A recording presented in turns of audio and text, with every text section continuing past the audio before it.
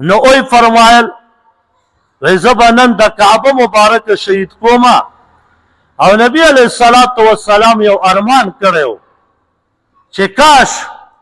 کچرې زما دا قوم د جاهلیت هغه ټیم ته نږدې نه وی نو د کعبه مبارکه و ما شهید کړی وی ما به هغه رنګې جوړه کړې وی څنګه چې زما پلار ابراهیم علیه السلام جوړه کړې وه نو هغې کې دوه ګیټه او دا حطویم دا مخکې په کعبه مبارکه کې شریک نو عبدالله ابن زبیر رضی الله تعالی عنه فرمایل چې زه به د نبي علیه السلام هغه چې ارمان یې کړی هغه به زه پوره کوم ځکه باچا و د مکې مکرمې کعبه مبارکه یې شهیده کړه مغه رنګ یې جوړه کړه چې دوه ګیټه یې ولګولو دا ټول ځای پکې راوست په یو ګیټ به چې سړی ننوت په بل ګیټ به ووت دا کارنامه اول وکړه